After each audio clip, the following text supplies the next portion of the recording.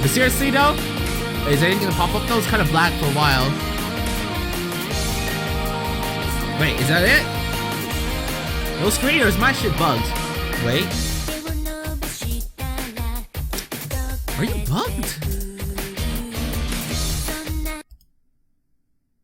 Okay. Okay. Oh, whoa, shit. We got a lot of work to do, don't we? Huh. Okay, wait. So before we continue, I gotta ask, what was the point of that? I mean, the music, okay, it's nice to have, I guess, some music, random music, well, for this game, but it just feel out of place in a black screen. They could have at least taken us to like a title screen or something. I don't know, man, that just felt so off for me. It's like, let's blast some awesome jingles, but we ain't offering you shit. So, I mean, thanks, game. Fucking thanks.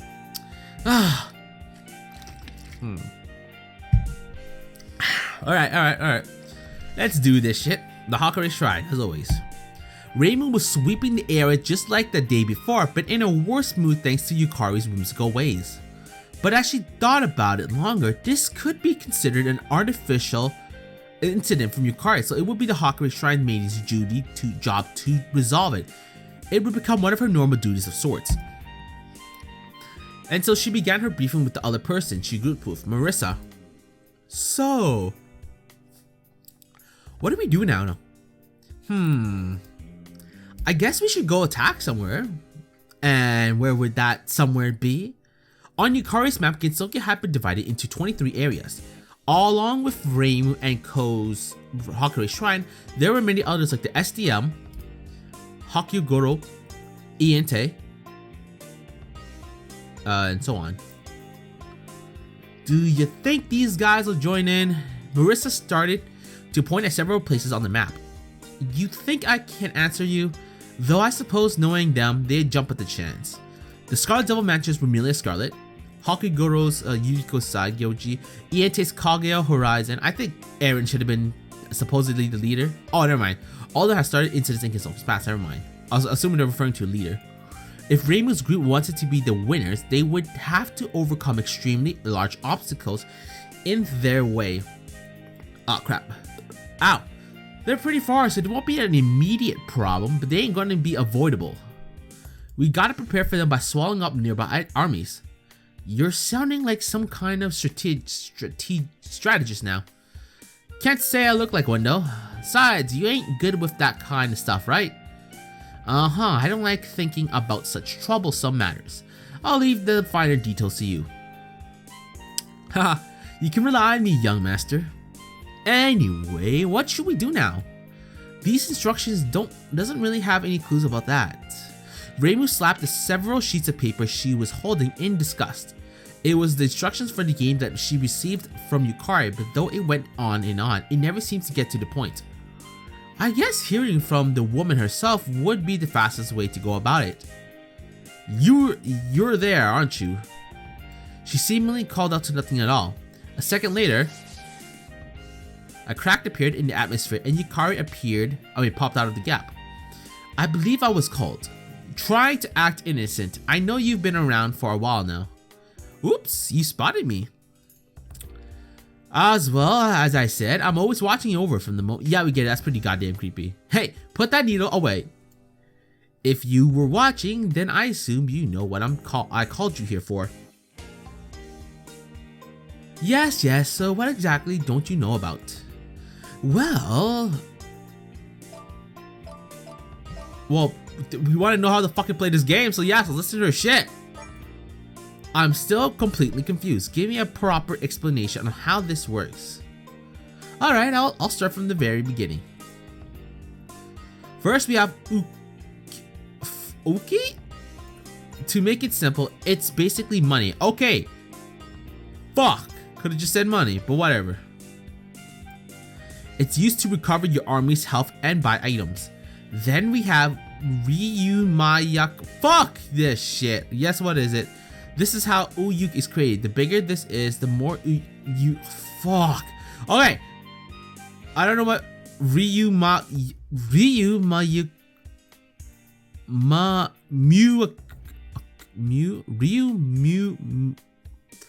Fuck me, man. you can get per turn, and the more units you mobilize. I'll call this R and then O. Next up is cost. Okay, that I understand. As you gain more and more allies, your cost will increase too.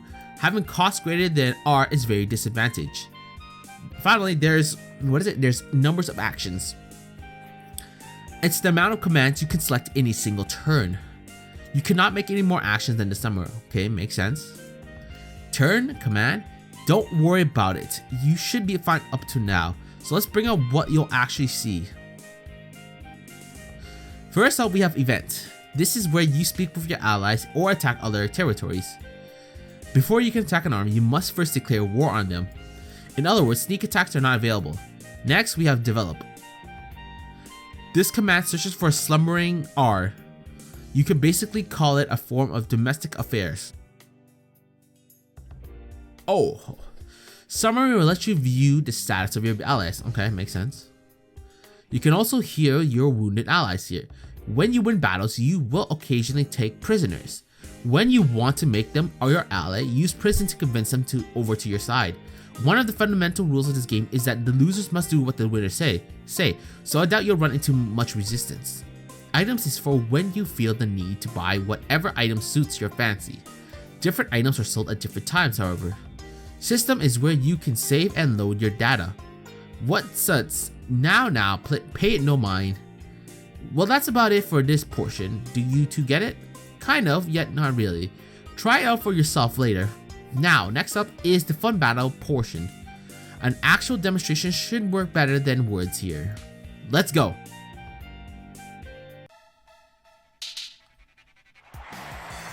Okay.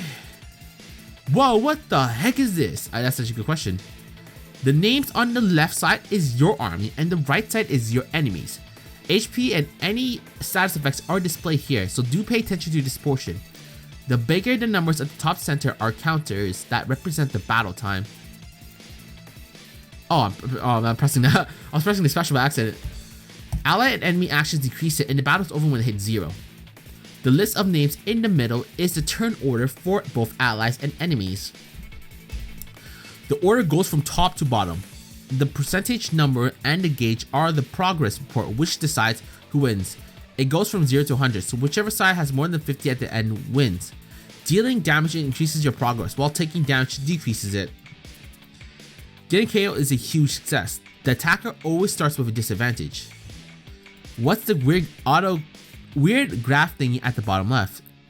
That's the important distance display. The y-axis are your allies and the x-axis are the enemies. It displays how far everyone is from each other. Purple means very far. A ranged attack can be done, but both sides will have lowered attack powers. Blue means far, the normal attack range attack. The green stands for middle. You cannot attack from this position, so your only choices are to advance or to retreat. Red means close. A melee attack can be formed on your enemy. Finally, orange is very close. Both allies and enemies will have enhanced attack power. Distance is an important element. In general, making sure that you let your allies attack in ways that they are good is the key to victory. This is giving me a headache. If you want to think about it simply, you can just treat it being close as punching your opponent and being as far away as throwing a stone at them. Next, I'll explain what you can actually do. When your turn comes up, there are a lot of commands you can give. First, I'll explain the basics of the basics. Movement. It's simple. Choose an enemy and either advance towards them or retreat from them. You can also advance or retreat from the entire enemy group, but it costs more from your counter. Something you must always remember is that if a character is at close range to an enemy, they cannot advance towards any other enemies. So if you want someone to go after an enemy ranged attacker, you'll have to use others to make sure the other enemies don't get in the way. In other words, if you want to advance on an enemy, you gotta make sure the advancer is well protected. That's right, you're catching on quickly. Next up is attacking. These are divided into melee and ranged attacks. Melee can be used when the distance is close or very close. And range can be used when the distance is far or very far. One important thing to note is that everybody is able to perform both melee and range attacks. Also, melee attacks will take counter attack damage. The attack power will be lessened, but even heavily wounded soldiers will deal some counter attack damage. Alright, good to know. Another thing to note is that as your HP drops, your attack power drops as well. It's also possible to be KO from a counterattack, so be careful. Next up are specials. These activate the character's special abilities. Some need to be selected to activate, while some go off under certain conditions. Reimu is always active, whereas Marissa's can be used whenever you like. Those that have to be selected to be used tend to drain the counter considerably. Finally, there's their standby. Just as it says, it ends your turn without performing an action. That should be about it. Let's give it a try. Reimu, what's the distance between us right now? That's a very good question. It's green, so middle, right? Yes, it is. Right, so first advance towards me. That color is now red. Now that Reimu has selected to move, it's my turn. Since I have an enemy that's close, I will perform a melee attack on her. Okay. Ow, what was that for? But because you moved earlier, you can't do anything now. Grr. That's Yukari's turn, so it's my turn now. The color blue, so I'm gonna do a ranged attack. That's right, looks like you've got it. By the way, Marissa's best at far distances, so it's best not to let enemies get close to her. And that's about it. It was a little rough, but did that explain things well enough?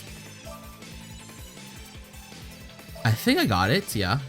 Thanks, I've got it all figured out now. That's good then. I'll end the explanation here.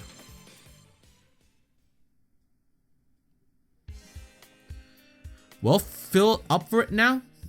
Hey, according to this map, you'll be participating too? My, who knows? Well, my location is the furthest possible away from yours, so it's not an issue for you, for now. I'll definitely get to where you are somehow. Oh, how scary. In that case, I'll be happily waiting for you. Make sure not to lose on the way. Before Reimu could ready her needle again, Yukari's dove back into the open gap and closed it, disappearing from the area. Somehow, it feels like she has you at your fingertips. Well, whatever. I'm sure there are plenty of others who'll be joining that I'll have to deal with first. Resolution is the job of the Hakare Shrine Maiden, huh? And she just bugs me. Reimu glared at the sky, which Yukari vanished into as she muttered. Well, as long as she's motivated somehow, or so, the carefree Marissa thought as she watched the irritating Reimu.